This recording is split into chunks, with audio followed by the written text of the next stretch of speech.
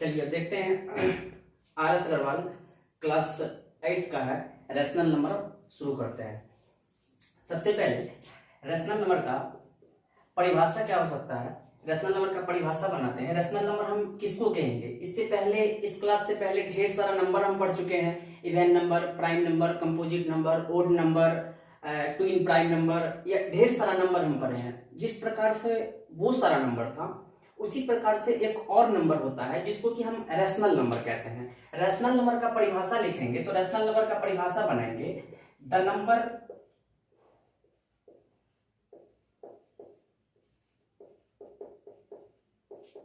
which is in the form of p by q, ऐसा number जो number p बटे q के form में रहेगा।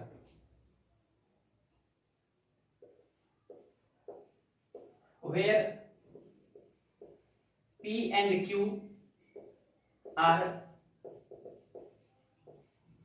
integers and q is not equal to 0।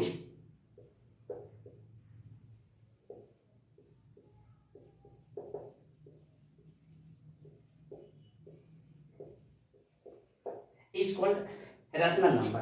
कहा गया रैशनल नंबर का परिभाषा कि the number which is in the form of p by q where p and q are integers and q is not equal to 0, कि ऐसा number जो p बटे q के फॉर्म में रहता है। p बटे q कहने का मतलब है कि p हमारा हो जाएगा न्यूमरेटर और q हमारा हो जाएगा डिनोमिनेटर। तो जिस नंबर में न्यूमरेटर और डिनोमिनेटर दोनों ही रहता है ऐसे नंबर को हम रैशनल नंबर कहते हैं। साथ में एक कंडीशन लगा हुआ है कि q का वैल्यू कभी भी जीरो नहीं होना चाहिए। q का वैल्यू कभी भी जीरो हमारा नहीं होगा। फॉर एग्जांपल, जैसे एग्जांपल लेते हैं कि जैसे लिखते हैं 5/6, इसमें p का मान 5 हो गया और q का मान 6 हो गया। 7/8, या माइनस में भी ले सकते हैं, -7/8। तो इस प्रकार से जो भी नंबर होगा वो रैशनल नंबर कहलाएगा। कभी भी अगर हम इस प्रकार से लिख देते हैं कि 7/0, ये हमारा रैशनल नंबर कभी नहीं हो सकता है, क्योंकि इसका जो डिनोमिनेटर है, इसका डिनोमिनेटर हमारा 0 है और रैशनल नंबर की परिभाषा में ही दिया गया है कि जिसका डिनोमिनेटर 0 नहीं होना चाहिए। अगर कहीं पे ये लिखा हुआ है 0/7 तो ये हमारा रैशनल नंबर हो जाएगा, क्योंकि इसका न्यूमरेटर 0 है, डिनोमिनेटर 0 नहीं है। या कोई सिंगल एक नंबर भी आ जाता है जैसे 5, तो ये भी हमारा रैशनल नंबर है, क्योंकि इसका डिनोमिनेटर क्या है, इसका डिनोमिनेटर 1 हमेशा इसमें छुपा हुआ रहता है। तो ये हमारा रैशनल नंबर हो गया। यहाँ पे एक वर्ड जो यूज किया है इंटीजर्स, तो इंटीजर्स हम किसको कहते हैं? तो वो सारा नंबर, जो नंबर हमारा प्लस में होगा, जो नंबर हमारा माइनस में होगा, साथ साथ 0, तो ये सारा का सारा नंबर जब एक साथ मिलता है तो उसी को हम इंटीजर्स कहते हैं। जैसे प्लस वाला संख्या लेंगे +5, +4, +3, तो इस प्रकार से ये सब नंबर प्लस का हो गया। माइनस का लेंगे -5, -4, -3, तो ये जितना भी नंबर होगा, चाहे वो पॉजिटिव नंबर हो, चाहे वो नेगेटिव नंबर हो या 0 हो, तो ये सारा का सारा नंबर जब एक साथ मिलता है तो इसी को हम इंटीजर्स कहते हैं। तो p और q का मान आपका इंटीजर्स होगा, प्लस में भी आ सकता है, माइनस में भी आ सकता है और साथ साथ 0 भी आ सकता है, लेकिन सिर्फ कंडीशन अप्लाई करना है कि डिनोमिनेटर हमारा 0 नहीं होना चाहिए। तो उसको हम ऐसे जितने भी नंबर आएंगे ये सारे का सारे नंबर हमारा रैशनल नंबर कहलाएगा। अब जैसे आगे देखते हैं कि रैशनल नंबर के बाद एक होता है हमारा equivalent rational number. Rational number के बाद है हमारा इक्विवेलेंट।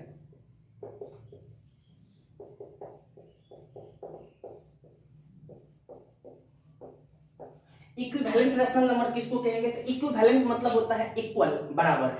ऐसा रैशनल नंबर जो रैशनल नंबर का मान बराबर होगा। जैसे एक एग्जांपल हम लेते हैं 7/8, इसका इक्विवेलेंट कहाँ निकालने के लिए कि इसका इक्विवेलेंट रैशनल नंबर क्या होगा। तो 7/8 का इक्विवेलेंट जब निकालेंगे तो हम क्या करेंगे, 7/8 में हम 2 से मल्टीप्लाई करेंगे, न्यूमरेटर में भी और डिनोमिनेटर में भी, तो हमारा 14/16 हो जाएगा। तो 7/8 का जो इक्विवेलेंट होगा वो 14/16 होगा। अगला इक्विवेलेंट निकालेंगे तो हम 3 से मल्टीप्लाई करेंगे तो हमारा 21/24 हो जाएगा। उसके आगे निकालेंगे तो हम 4 से मल्टीप्लाई करेंगे तो हमारा 28/32 हो जाएगा। इस प्रकार से जितना भी इक्विवेलेंट कहेगा निकालने के लिए तो हम 2 से शुरू करेंगे और जहां तक कहेगा जितना निकालना होगा वो सारा का सारा हमारा इक्विवेलेंट रैशनल नंबर होगा। जब आप इसको काटेंगे, जैसे कि हम इसको काट रहे हैं तो ये 7 से कट जाएगा और ये 8 बार में कट जाएगा। इस प्रकार से किसी को भी हम काटेंगे तो हमारा क्या होगा, सबका मान जो होगा, सबका मान हमारा 7/8 ही निकलेगा। इसलिए इसको हम इक्विवेलेंट रैशनल नंबर कहते हैं।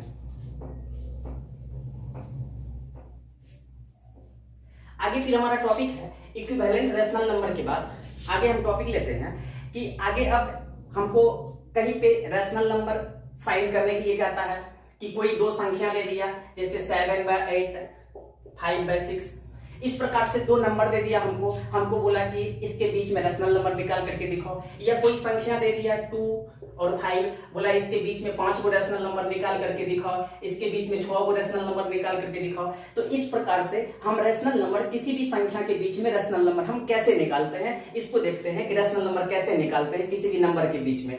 तो एक फार्मूला हम लिखेंगे कि रैशनल नंबर के बीच में हम रैशनल नंबर कैसे निकालते हैं। जितना भी रैशनल नंबर निकालने के लिए कहा जाए उतना हम निकाल सकते हैं। एक प्रोसेस तो हमारा ये है कि हम एलसीएम ले लेंगे, डिनोमिनेटर को सेम कर लेंगे, उसके बाद रैशनल नंबर निकालेंगे। तो वो हमारा एक बेसिक फार्मूला होता है रैशनल नंबर निकालने का। उसके आगे जब हम जाते हैं तो रैशनल नंबर 1 से अधिक कहेगा निकालने, या 10, 20, 50 जितना भी कहेगा, तो उसके लिए एक फार्मूला हम अप्लाई करेंगे। जब सिर्फ 1 कहेगा,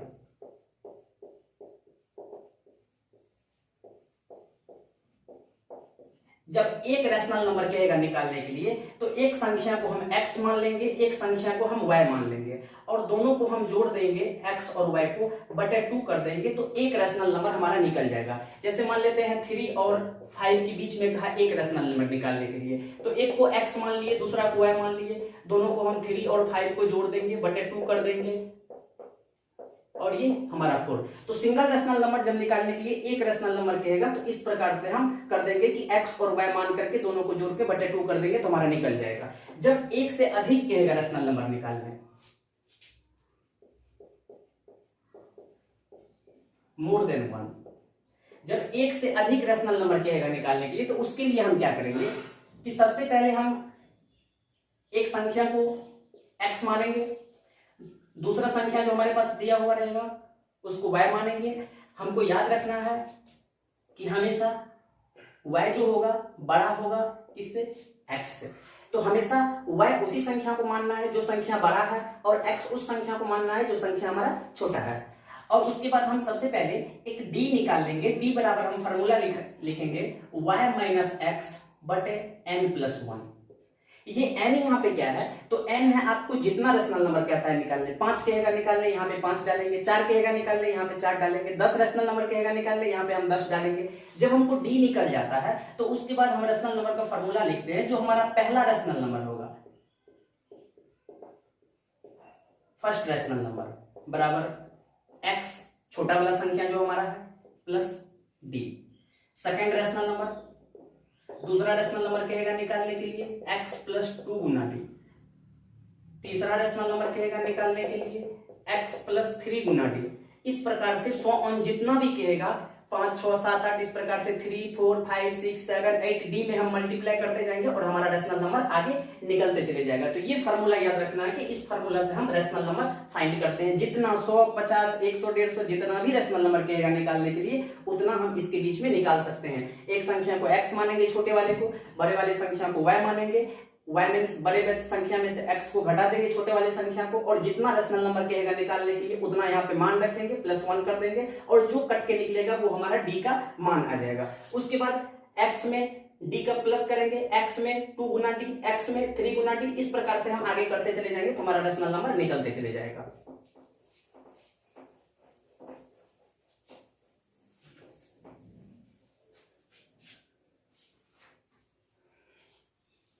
आगे हमारा है रिप्रेजेंटेशन।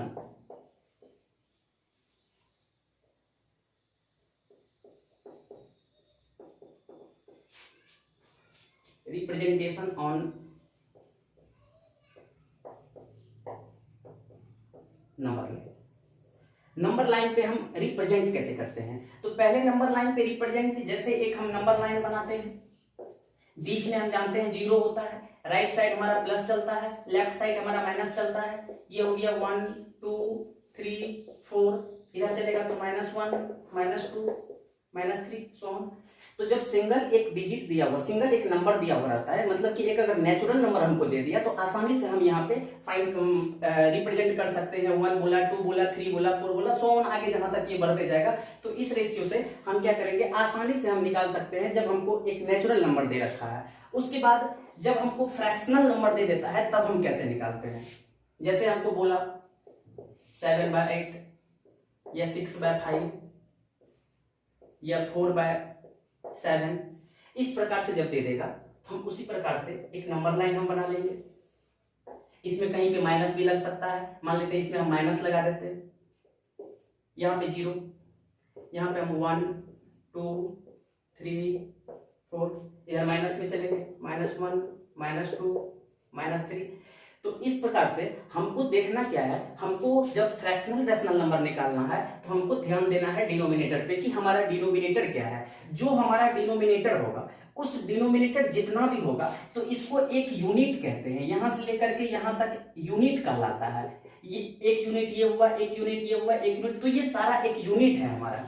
तो एक यूनिट को हम क्या करेंगे, यूनिट को जो हमारा डिनोमिनेटर है उतने भाग में हम बांट देते हैं। डिनोमिनेटर हमारा 8 है तो ये जो यूनिट है ये यूनिट हमारा 8 भाग में बंट जाएगा।